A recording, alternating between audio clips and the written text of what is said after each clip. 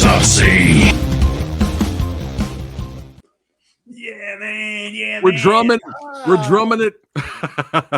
I'm really hoping that Wesley Snipes does come back as Blade in the MCU, because that's the rumor this week. I heard about that. I did hear about that. But and by the way, I'm celebrating the 5th anniversary of the release of Endgame. there you go. Hey, look, who's that on your wall? Oh, well, that's our guest from last year's San Diego Comic-Con Kung Fu Extravaganza. That's the great Tu Lam, whose autobiography is coming out on the 21st of this month. It's The Way of Ronin. Oh, yeah. Oh, yeah. Yes. And it was awesome meeting him and at the extravaganza and hearing the legend speak. So make sure you guys buy that book. But hey, thanks again for chiming in and watching us legends here. That's right. Well, these guys are legends. There we go. But what's going on, your boy Preston, Fat Samurai Guy, backing in with another episode of Action Film Autopsy, the 25th episode, at least here on the channel here. That's right, 25 episodes in, but returning. Legend number 1, that's right, the Master Remaster, the Commentary Beast, Frank Jang. What's going on, brother? Welcome back. I'm doing all right. How you doing, man? Good to see you, man. Stop talking, Fat. He only has 15 minutes. He's on break. He's on break. All right. No, You know this guy. You know him. You love him. That's right. Kung Fu Santa, Ric Meyers. Welcome back, brother. Minion Myers. Minion Myers. Yes. All right. We only got Frank for a little bit. We're going to jump straight to the movies. There's lots to talk about. Looking forward to hearing Rick and Frank's thoughts. That's right. We will start with Monkey Man. Rick, Monkey Man, what's going on? How is it? Well, I'd rather have Frank first because, I'm an old man.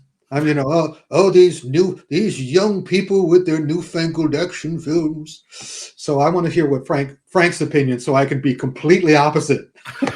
All right. Well, that was a cool, badass trailer.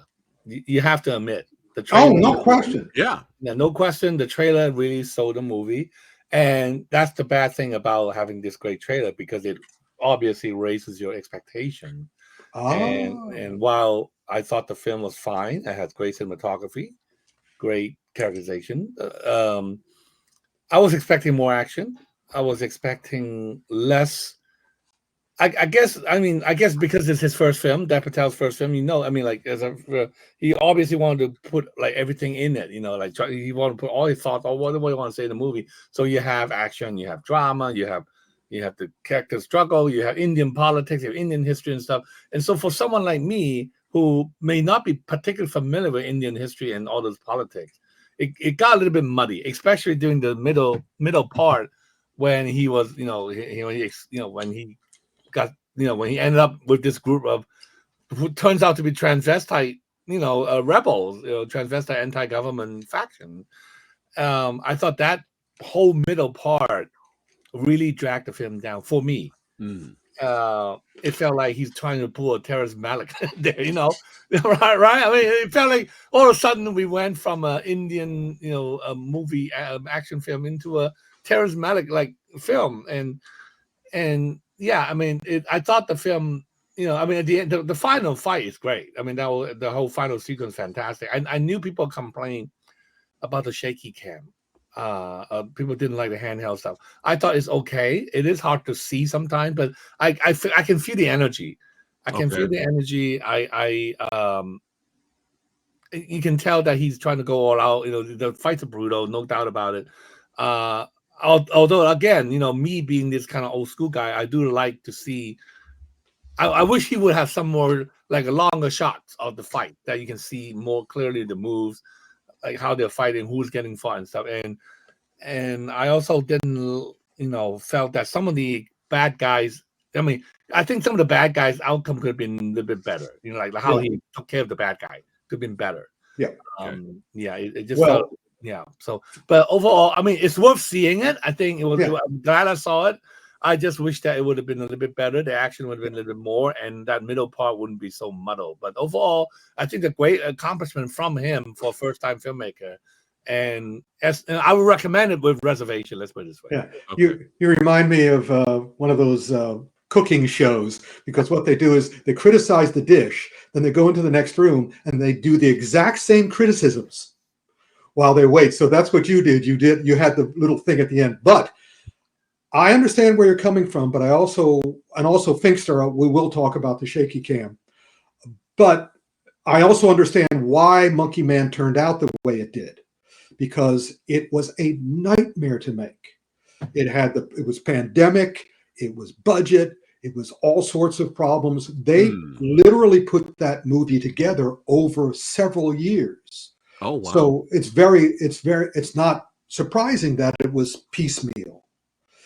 And anybody, longtime watchers, if you've watched all 25 of our action film autopsies, I bet most of you can guess what I'm about to say about it. I was unhappy with the ending. I mean, I like the way, I appreciated it's Dev. Dev fought like Dev. He tried to learn a little bit. Also, I got to see his teacher, so that explained a little bit about why he fought the way he did. But as anybody who, especially Phat, my feeling about horror movies, right? You can imagine I was very unhappy with the ending. Because what I want from virtually all the characters I care about, or all the heroes I care about, is that they learn. And that's what the great Kung Fu movies do. The Shaw Brothers Kung Fu movies, the Golden Harvest Kung Fu movies, the classic, the golden age of Kung Fu films. Jackie Chan especially, he learns. He improves. He succeeds because he learns. And I was getting excited at the end because it looked like he was about to learn. Nope. Oh boy. He still, what happens.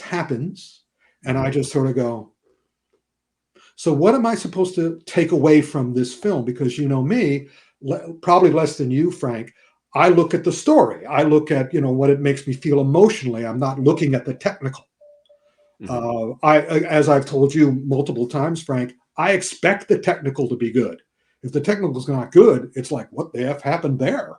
Because all the crews are great. But at the end of this, it's kind of like, well, the message you're telling me how you feel about the film by the way you ended it. But I agree with. Is that you? Did you hear that little ding? No, it's okay. Go ahead. Keep going. Oh yeah, you're at work. I'm sorry. You're at work. So I feel the same way you do. I want to support him. I want to support Jordan Peele. But I'm not going to see this again. And also, that poster is very much what the thing is. Everybody doing my favorite thing. Punchy, closed fists, anger, which is opposite of what I like, which is smart. That's badass. Right. You know me. I like smart ass or wise ass. But will I even like it? Do you think I'll like it? What do you think, Frank? Do you think Phat will like it? Because I've had guys like positive, but you also be frustrated by parts of it. Like, for example, I mean, to me, the perfect way to explain the frustration was doing that finale fight at the nightclub. He was fighting great. That whole fight was kicking ass, and all of a sudden he interrupted it. He stopped by having that group I mentioned before entering the picture. And to me, that ruined the whole scene. It's amazing how many times this month that happens. You won't hear it, Frank, but if you watch this over after you finish, you'll see that we discuss the fact that there's a lot of derivative stuff and a lot of interrupting. Yep. We'll get to it, especially in Boy Kills World. There's some surprise. It's like, what? You didn't need to do this. And he does it multiple times. Yeah. I mean, why interrupt that? I mean, it was such a good fight, too. I already accepted the shaky cannon. So I already accepted that, because I knew he's trying to do it raw and stuff, which is fine. But then he has to stop that fight, all of a sudden, I was getting into it. Let's put it this. I was getting into it, and then boom, it ended. It's like, why? But now let's get on to the next one that you've seen, Frank, because I'm very interested in your opinion of this. Well, I had a blast with this. I really loved it. This will be on my top 10 list for sure. Really? All right. I think it was a great companions to Inglourious Bastard. It's kind of like in the same mold. And very much in the same mold. Yeah. The same style and all that stuff. But Guy Ritchie's going, I want to be Quentin Tarantino. Exactly. It's like it's like Guy Ritchie said, this is my Tarantino film, I mean, I was in the mood for it and I loved it. I mean, I know people are like, oh, this is too like tongue in cheek. You know, they never get, like, they were never in danger and all that stuff. I think you just have to kind of get into the mood for it. Like, you have to treat it more like a fable, a little bit more like an adventure fable thing, where I mean, you can't really put a lot of emotional involvement into it. You just have to sit back and enjoy the style that, the way the film was done. Let's put it this way. You have to enjoy the music.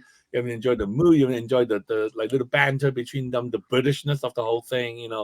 I had a great time. And I mean, like, how can you not like a film with Ian Fleming in it? And how can you not like a film where they use music from Dirty Harry? I mean, come on. I mean, like, such a nice throwback to all this stuff. And I had a great time. I mean, like, and I thought the action was nicely done. And I also liked the little twist in the end where you thought, like, they talk about what they're going to do with what they want to do. And then when it turned out that they couldn't do what they were set out to do, they changed tactic. And I thought that was fantastic. I just thought, oh, wow, that's great. Because they kind of put a little surprise into it, and you didn't expect that. You thought in the end, because when they mentioned the initial plan, you were expecting in the end, oh yeah, we're going to see that plan, execute. But when they couldn't do it, they came up with another idea, which I thought was brilliant. I mean, it just, it's a bloody good film. Yeah. And the cast, well said, bloody good film. and the cast is very entertaining. You see, I came at it differently because since I'm a huge James Bond fan and read everything Ian Fleming has ever written, and did a lot of research on Ian Fleming and read all the bios on Ian Fleming, I was approaching this film going, gee, I hope he does it in a realistic manner, because I loved war movies when I was growing up and all the rest of it. But then when I saw clearly, and the trailer gave me plenty of evidence of the fact that they were not taking this super seriously. Yes. In other words, I call this movie now The Ministry of Ungentlemen, because he has that show on Netflix now, The Gentleman. So this is The Ministry of Ungentlemen.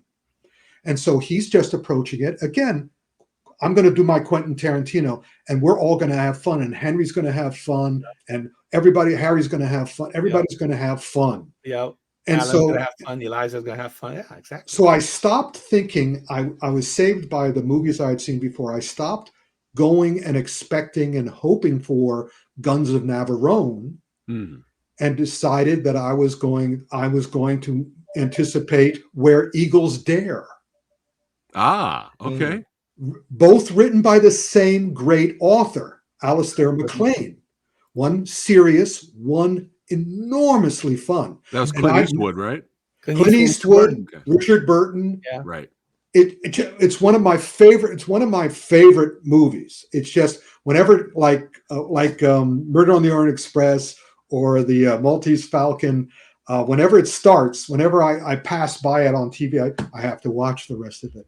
And same thing with Where Eagles Dare. I have to watch it. And so I went, this is Guy Ritchie's Where Eagles Dare. Yeah. And then I just enjoyed it. Nice. I just enjoyed it immensely. And the scene you were talking about when they came up with a new idea, again, that's what I like. Mm-hmm. They learned. And it was a very satisfying, and I'm going to see it again. I don't know if it'll be on the top 10. I'm not going to guess that now. I'm going to wait for the rest of the year before I choose my top 10. But it's up there. Yeah, I mean, it's great. I mean, it's a lot of fun. I love the Italian spaghetti western homages. I mean, the only thing that I thought it was a little bit out, kind of like, come on, is when remember the scene with the girl. It's like that how the girl took care of the villain, or the person who had her in hostage. It's like, they could have found whatever she had on her, right? I mean, when they took her in and stuff, how come she was able to do what she was able to do? That's what it is. Way. So, but yeah, I mean, that's a minor complaint. Great film, fun film. Again, the humor. I mean, the whole package. I love it. Yeah. Well, I interpreted the scene with the woman in that he was doing, just like the rest of the movie, he was doing a variation on what would have happened in the Guns of Navarone, or what would have happened in Where Eagles Dare when they had the woman at their mercy. So basically, my feeling was that, of course, they're not going to search her because she's just a woman. So again, their failure. And she does what she does. So nice. In any case, so that's it, right, Frank? You have to go back now. I am, unfortunately. I didn't get to see City Hunter. I wish I can comment on City Hunter, but yeah. What about Boy Kills World? I didn't see Boy Kills. Oh, okay. I saw that. I'm looking forward to you. I really wanted you for City Hunter because you probably know. I know the manga, I know the anime, but probably not as well as you do. Well, I know the Jackie Chan film too, but yeah. So, by the way, the screenplay of the new one is co-written by the guy who wrote the Jackie Chan City Hunter. Wow. So it's like, and just to let you know, I really loved City Hunter. Oh, nice. I agree with the other critics who were saying that, it wasn't, it's mostly because of him, because of his performance. But no, I enjoyed all of it. I loved the little touches back to the actual City Hunter. Like that's why I chose this picture, because this is a good example. And also the location filming was awesome. Shinjuku, come on. Right? Yeah. Shinjuku, and also it's a whole plot using cosplay. And Moet Mi, one of my favorite Japanese actresses, is in it as his female villain, and they have a great. And of course, I wanted more fights, but the fights they had were exceptional. It was both gun fu and all right, martial arts. Okay. And they had a lot of Japanese martial artists working on the action sequences. Nice. And he was great. Is it better? Is it better than a Jackie Chan one, or you don't really want to compare? I'm happy to compare. Okay. It's more City Hunter. Jackie Chan is more Jackie Chan. Gotcha. It's more the traditional manga. It's more like faithful to the manga then, right? What, Jackie's? And this one. No, this one. Oh yeah, much more faithful to the Japanese anime and the Japanese manga. Well, Jackie's is more faithful to Jackie. Right. Because there's nothing in the manga or anime with him turning into Street Fighter characters. That's true, yeah. So they're great. They're great separate. But I was so happy for this one because he's perfect. He's effing perfect. You gonna go see Fall Guy? I'm seeing Fall Guy tomorrow. Oh yeah, I'm looking forward to Fall Guy. Right. Yeah. Hey, talk about that in the next AFA. Month. Okay, awesome. And Frank, always an honor to have you here, brother. Thank you. You're late for work, buddy. Thank you. Thank you for popping in, man. See you later. Bye-bye. Bye. Say goodbye, Frank. We're not over. I'm here for the next 3 hours. Anyway, no, I'm not. So we have Ministry of Ungentlemen. We have Monkey Man. Right. Do you want to do Boy Kills World since we're in the cinema now? Sure. We can go ahead and knock it out. Boy Kills World. The trailer looked like a lot of fun. Looked like just straight up bonkers. People are already calling it a future cult classic. It has a cast, that I'm like fans of, and the action looks cool from the trailer. From what I've seen, I was like, this looks wild. This looks like right up my alley.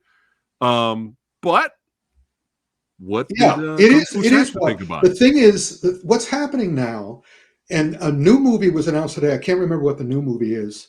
There we go. Thank you, Juan.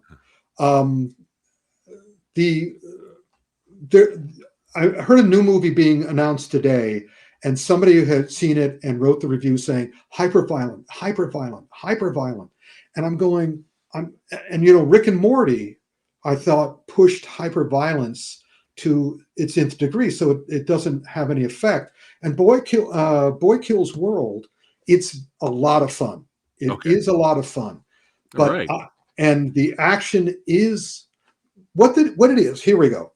It's by Maurice Moore, and it's his first film after one television show and 3 short films. This is his first feature, but apparently he had total freedom to make it any way he wanted, and he's working with a guy, wonderful name, Dawid.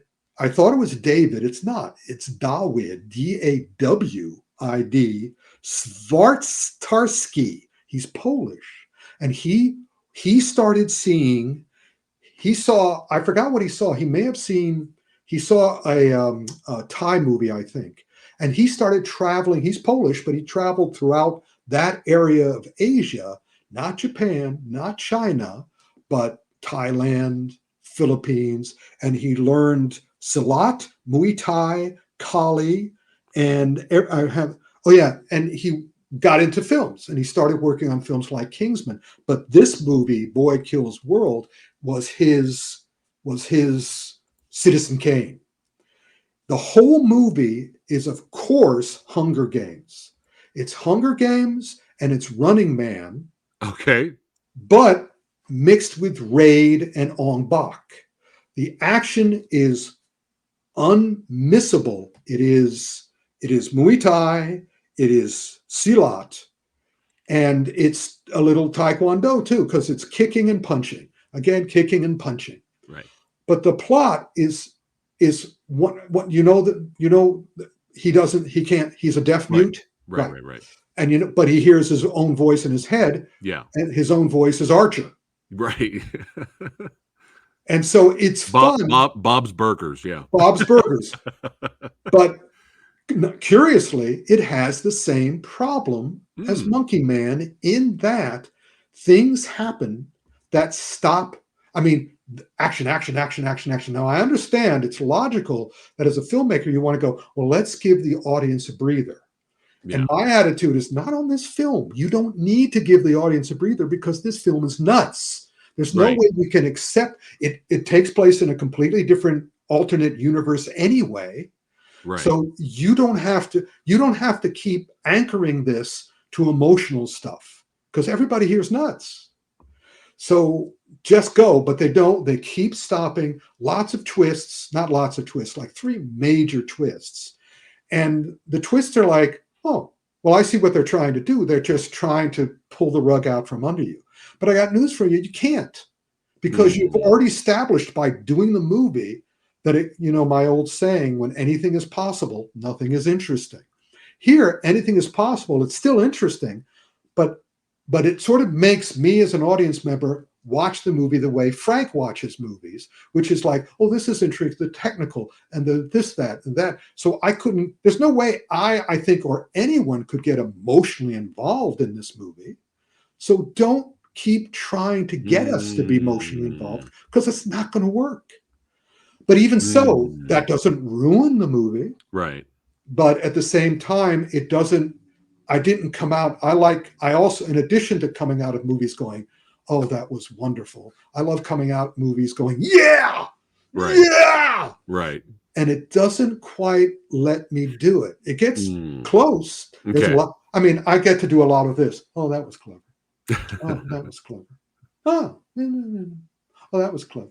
And of course, I see but they ran into the same problem that the Silat movies did, the Raid movies did. There's no place to go. Right. Once they did, what was the one that was on Netflix, the Silat movie that was The Night Comes for Us? The Night Comes. Once they do that, there hasn't been any other ones really, because there's nothing more you can really do. And this movie is kind of like, but it's still good. That's good. It's just not great. Right. Well, going back to the shaky cam question, that Big Nathan brought up earlier, that some of it was in Monkey Man and some of it was in Boy Kills World. Now, are we talking Paul Greengrass shaky cam where you can't see anything? No, we still have very talented choreographers and the rest of it.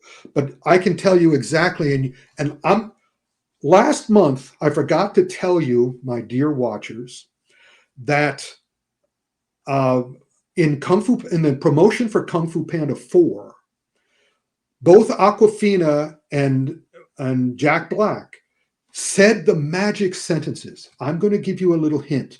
If ever you hear an actor or a director or anyone during the promotion say it's a roller coaster, just sit back and relax and enjoy it. Or Jack Black said it's like a roller coaster. Awkwafina said it's like a thrill ride.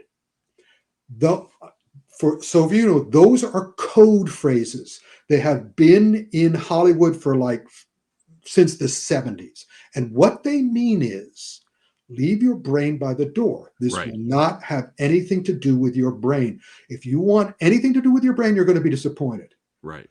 This is a dumb movie. And as soon as these guys said that, I knew Kung Fu Panda 4 was the sequel to Kung Fu Panda 2, not the sequel to Kung Fu Panda 1 and 3. And I was like, oh. But now here's another little clue. You have a great director who loves action movies. You have a great choreographer who loves action movies. You have a great producer who loves action movies. Look at the star. If you see the star, the fighter, in Raid, these guys were professional Silat people. Right. Ong Bak, professional Muay Thai. Jackie Chan, professional Kung Fu guy. Bill Skarsgård, Boy Kills World. Dev Patel in Monkey Man. Do they want to get all beat up? Do they want to be in the hospital endlessly? Because I got news for you. Even the easiest thing, they're going to get hurt. And if they break their nose or if they whatever, that can affect their career. Right. So just be ready. When it's a star playing the main fighter, be ready for shaky cam. Okay. Keanu Reeves may be a little different. He may be willing to do it, but he has a spectacular team around him to keep him safe. And of course, Ryan Gosling in The Fall Guy has a spectacular team. But for the rest of you, also look at the budget. If they need to cut corners, shaky cam is a great way to do it. Right. But there are different levels. Like I think you mentioned it before. There's different levels of shaky cam. Yeah. You could try to make something look interesting, or you could just hide the star. Hide the star. Well, again, you look at the producer. I mean, you look at all the G.I. Joe movies, and that producer is constantly sabotaging everybody in the editing room. Right. It was like that Henry Golding movie that was Assassin's Club. And I think you talked about it in a previous AFA. And I saw one fight scene from it, and I was like, whoa, we went all the way back to the early 2000s on this one. Like, what happened here? And also look at the director, Kingsman, the guy who directs the Kingsman movie. And he just did Argyle. Right. He hates himself in his movie. He hates his audience so much that he basically ruins every movie he's done lately. He's ruined it by being clever. And by the way, we'll run into that a little later in the. We're running to that I think 2 or 3 times coming up. So, all right. So let's start. Right. Let's go all the way. Well, it's good to know that at least you enjoyed both for the most part. Yeah. All 3. Actually, all 3 films we mentioned.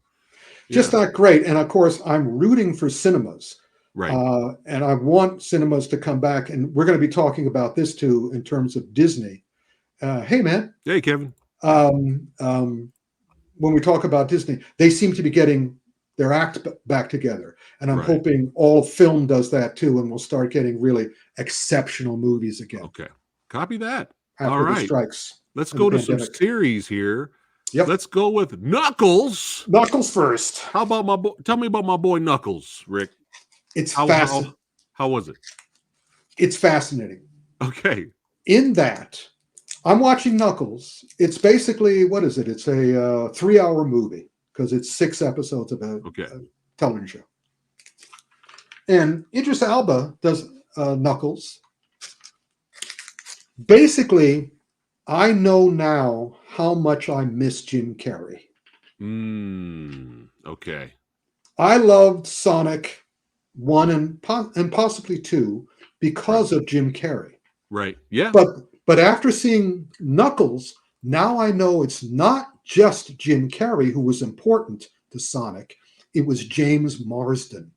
Because the thing here is Sonic is a clown. Sonic is a jokester. Sonic is just a fun guy.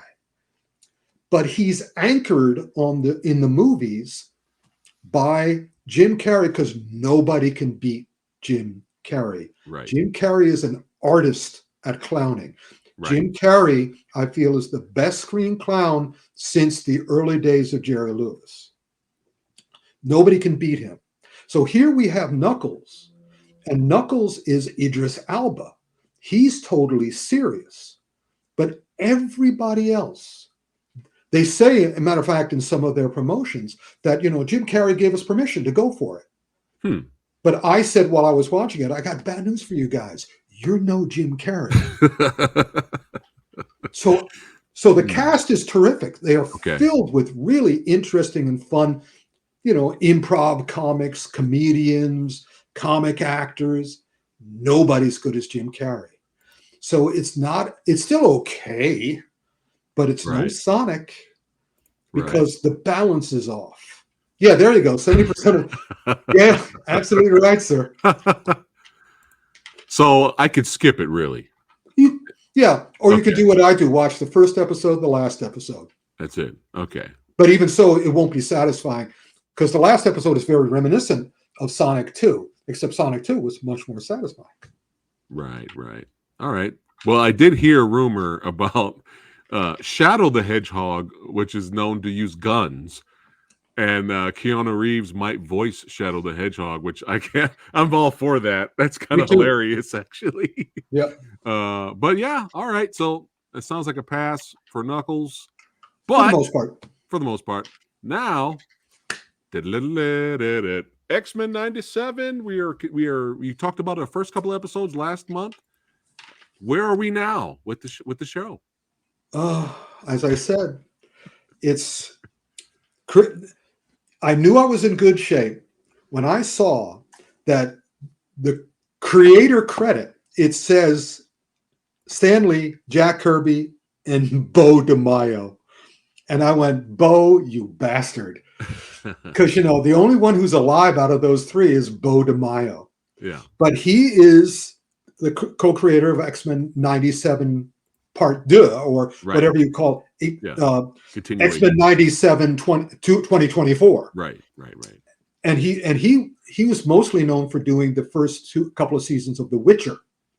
Okay. So he's taking it seriously. Okay. And also Chase Conley was the main writer of this, and he's an African-American writer who is best known for Black Dynamite.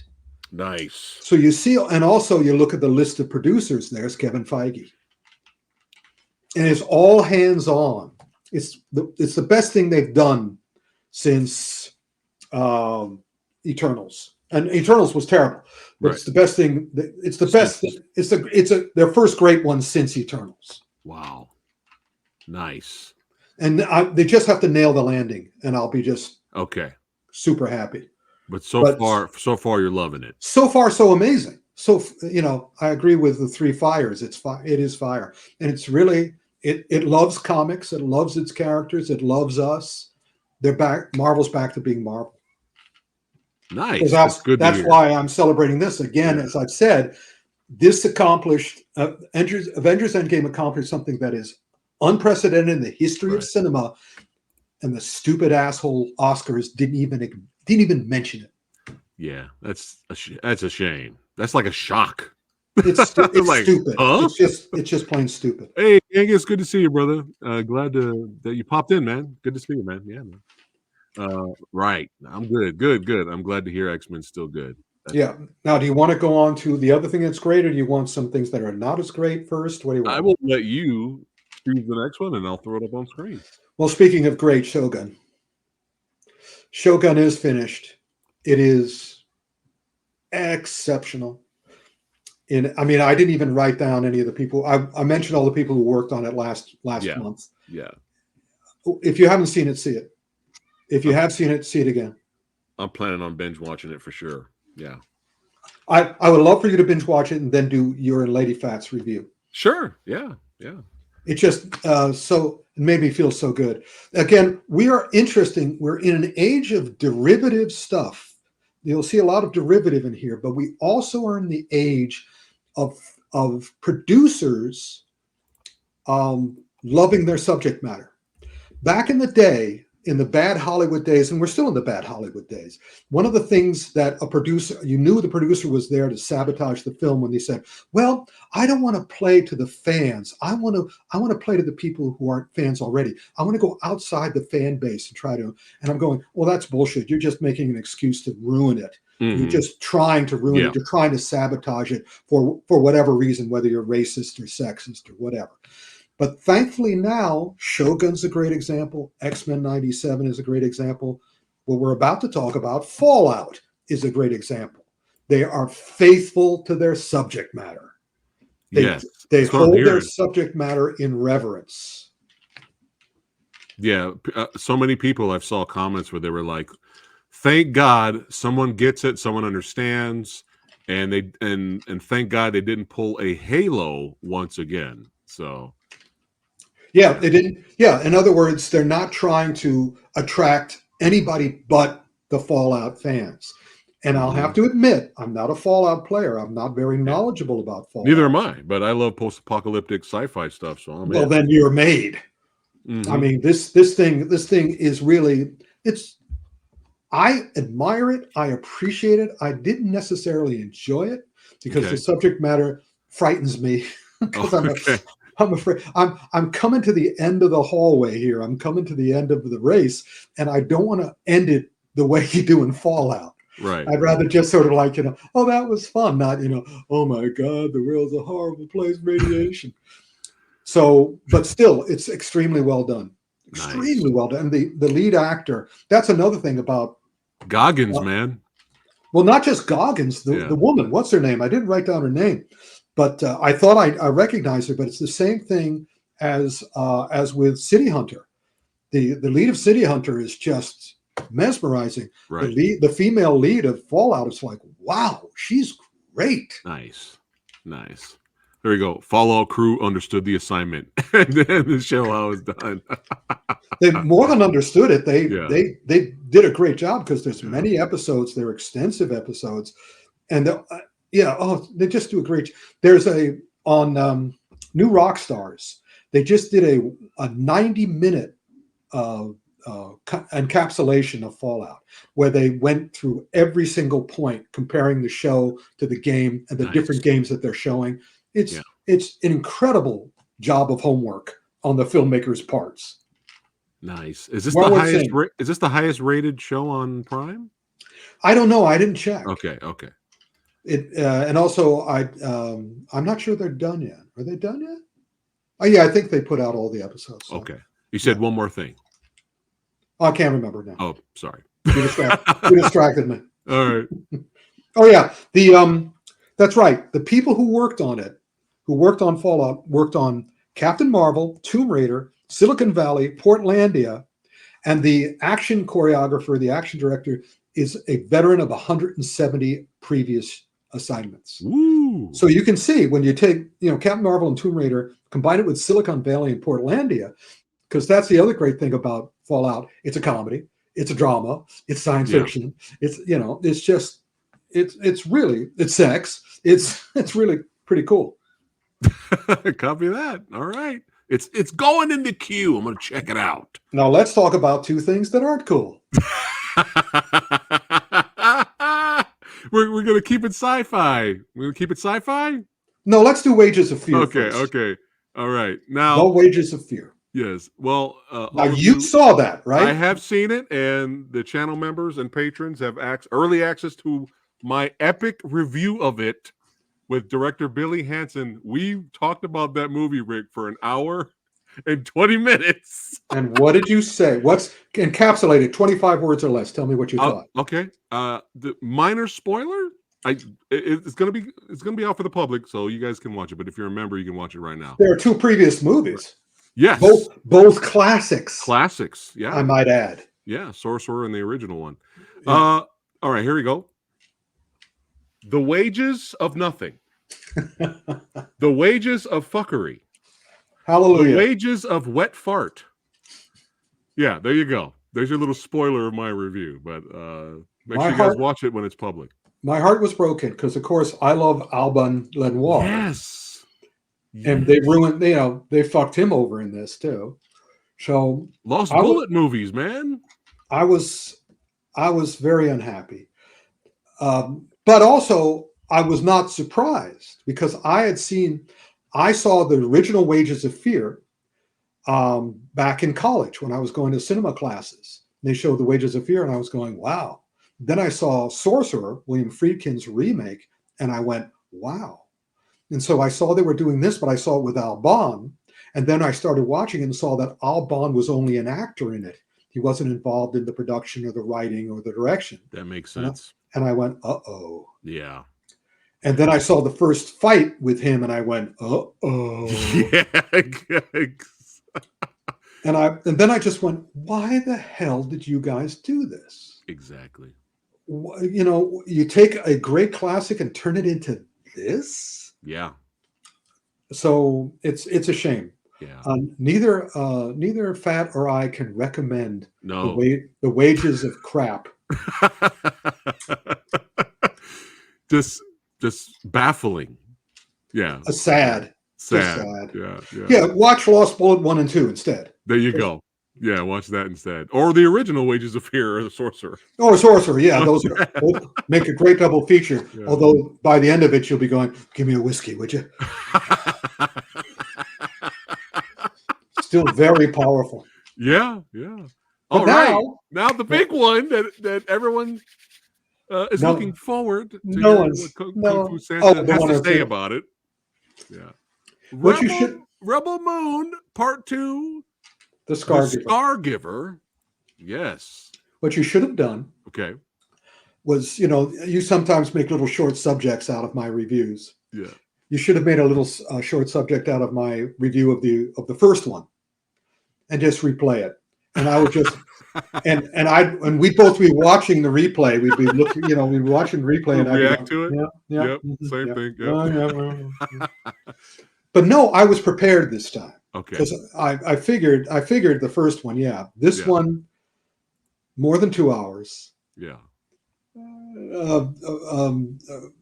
Zakov still comes out and does his pre-promotion, saying that I have a even longer version, an uncut version with with all this other stuff.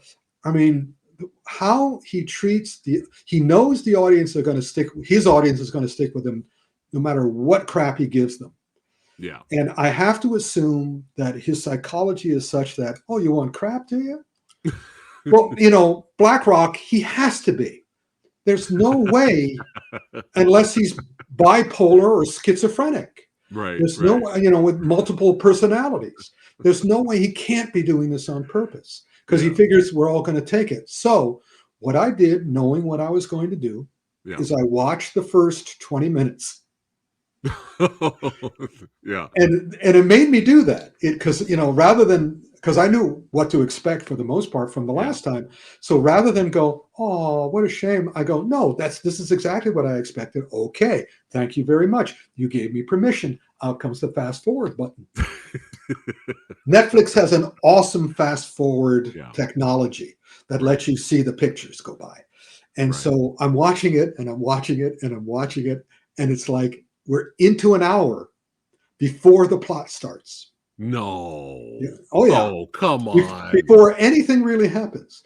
The main thing that happens the first hour is the leading characters who succeeded and were big successes at the end of the first movie are going, nothing can stop us now. We're all great. Life is going to be wonderful. And we're all going to sit around and we're going to have a lot of slow motion and we're going to have a lot of this and that and the other thing. And we're going to sit around and talk. We're going to talk a lot. And what's going to happen is they find out, seemingly, it might have been 10 minutes, but it seemed like an hour. And they find out that the guy they killed is not dead, which, of course, told me, again, when anything is possible, nothing is interesting. So we know now that it's irrelevant what they do, because he's not going to die unless Zach wants him to die. And even then, doesn't have any meaning. So they have to go out and get a new group of 7 samurai. Okay. Ripped off from Star Trek and ripped off from Star Wars. And they do. New group. And then, just the perfect Zack Snyder sequence. The middle of the movie, Zack Snyder does not have time or maybe talent to show you the characters, to develop the characters of these new warriors. So he has like a half an hour or 45-minute sequence where they all sit around the table and each one tells you and the camera and our leading character their backstory. Oh, God. And you see their backstory, in other words, you see their backstory acted out while they're narrating it. And rather than pepper that through the movie, they just do it all at once. They just do it all at once. For 45 minutes. It seemed that way to me. I don't know. I was fast forwarding. There's no way I'm going to watch it. But then we get to the last half hour. Yeah. Everybody's confronting each other. Big space battle, a big gun battle. They're in the villainous spaceship, and the spaceship starts to crash. So the whole spaceship turns in this direction. Mm-hmm. So suddenly we have a Jackie Chan sequence where everybody has to fight while they're sliding and doing all the rest of it. I have to admit that the movie looks great. I mean, whatever they're doing technically with their visual effects, very rich looking, very earthy, very deep, very solid. It's like big hunks of chocolate, solid chocolate you're eating. But this final fight, seeing them how they choreograph it while everybody's falling, it was pretty good. Okay. Didn't make any difference. Yeah, it's like a positive. I said that was tolerable. But didn't they have a scene at the end of the first movie where they were sliding down, falling? Well, yeah, but they did this one better. Okay. Because that one was because now I know that nobody's going to get killed. Although he seems to have been killed again. Spoiler alert. I don't think it matters. It's fine. Yeah. And in this time, before she just stabbed him a lot. At the end of this one, spoiler alert, decapitated. Although you don't see him decapitated, you just hear him being decapitated. That'll be in the extended R-rated version that'll come out later. Whatever. I'm going to be fast forwarding to the end of every single one of these things. Yeah. So again, it's a fascinating subject. Yeah. Zakov and his Zach crew. What did I call them? Zacksters or whatever. Sniders. But would this have been better if it was a mini series? No, it would have been much, much worse. Okay. Because it's still Zack Snyder doing it. Right. So it's not going to get better. And because it's such a staggering ripoff to begin with. I mean, the fact again, these other movies, were inspired by other movies. He's just again, the way I described him and Michael Bay, they're little kids with their toys. But Michael Bay just takes all his toys and throws them at each other. Zack Snyder takes specific toys from his Star Wars collection, his Star Trek collection, his samurai collection, and he just uses them. I mean, these are ripoffs. Yeah. Michael Bay, you could say, are inspired or homages or whatever you want to call it. Zack is just ripping off. Right. I'm doing it the Zack way, and so my brainwashed fans, Zakoffs, Snyders, will say, yeah, you show them. Those people who like Star Wars and Star Trek, they're idiots. We're great because we love your crap. Question here, Rick. Yes. Will there be a 3? Do you think there'll be a? Oh yeah. Yeah. Oh yeah, because it ends on a cliffhanger, of course. Oh. Oh yeah, of course they'll do as long as they have the Snyders to watch it. Netflix doesn't care. It's not like they're they just need eyes. They don't need smart eyes or nice eyes or wise eyes. They just need eyes. And this one might make you laugh, Rick, because it made me laugh. Mm-hmm. I forgot the YouTuber that said it, or the show that said it, but he called Zack Snyder the Golden Corral of directors. You'll have tons of variety. There'll be tons of variety there. Everything's there, but none of it's any good. And I was busted up laughing at that. And this is coming from a guy that I actually like some of Zack Snyder's earlier works. Me too. Dawn of the Dead was great. Dawn of the Dead was great. What was the first one? I liked 300. 300 I thought was terrific. Yeah. So, but I've noticed something, and like I clicked on the comment earlier. Zack needs to stop writing his movies. I noticed something. You notice the good Zack Snyder movies are majority of it is from someone else's stuff that's already been done. There was already a Dawn of the Dead movie. So there was already 300 was already made. He was making a shot for shot of the graphic novel. It was already there. Watchmen, it was already there. Right. So it's like when he has to do something on his own, like write a script on his own, he does what he does. He rips off other things. Right. And yeah. But it's as expected. So I was happy that final fight scene. And of course the actors are wonderful. Yeah. All those guys, I'm not going to penalize them, and it's on Netflix. No, they're doing their job. So it's not like it's no skin off my head. All right. Well, I think that's all of them. I wish we had something great to talk about at the end. I hate ending on that.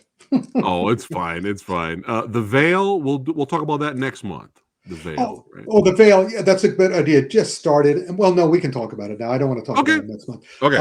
It's basically again derivative. It's Killing Eve. It's a new version of Killing Eve, but speaking straight from an action film autopsy standpoint, I appreciated her fight scenes because they didn't make her act like a man. She's smarter than that. There's not a lot of fight scenes, but the fight scenes are worthy because rather than using her fist and rather than pretend that she can pick up a Gatling gun and shoot it without any problem, she shows effort, she shows weight, she shows emotion. All right. But the show itself, it's kind of like, this is way too Killing Eve. But if you like Killing Eve, and if you like, female-led, this is one of the better of the female-led action movies because they don't, again, try to make her a man. Right. Okay. Copy that. Well, I think that's all of them. So let's do the quick Rick's recap here for all of you late bloomers or late blunderers, late comers. Oh, we get to do the television thing where I'll tell you the exact same thing except very short. Yes. We're gonna go through all of it here, and let's start with Kunckles.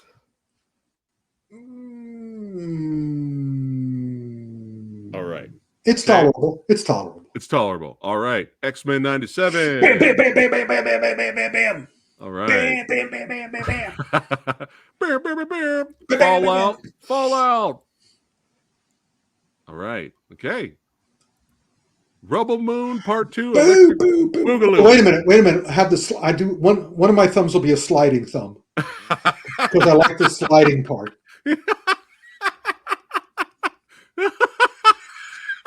Two sliding thumbs. Rubble Moon.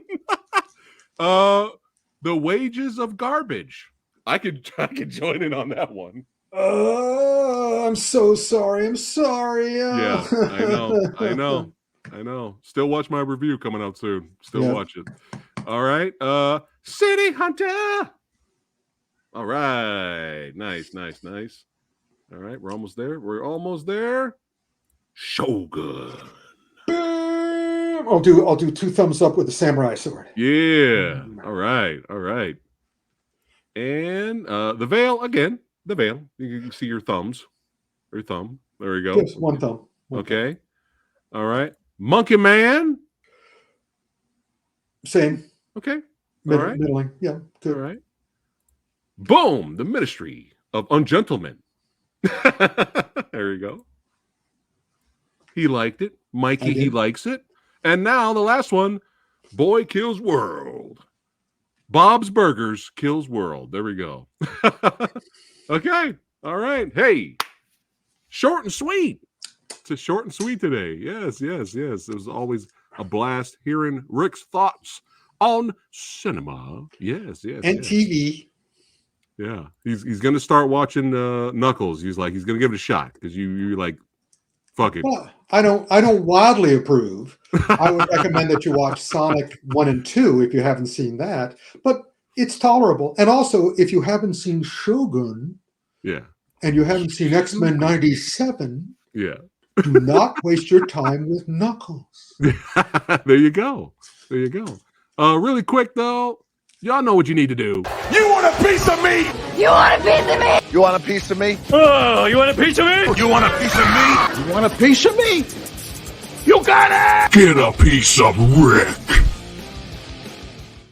And by the way, anybody in the Philadelphia area, my sales master, Norm Hood, is going to be at whatever the event is in Philadelphia this week, whatever pop culture event. He's going to be there selling my stuff. There you go. So if you're in Philly, go to whatever that is. I don't even know what it is. But it should be easy to find. Yeah. But if not, click on the links below of the description box of this video, and it'll take you straight to the site. We get autograph posters. We're talking Jet Li, John photos, all watches, kinds of cool stuff. all sorts of stuff. Yeah. Books. Check it out. Yeah, check it out. Because they're going fast. And they're going slow, but they're going.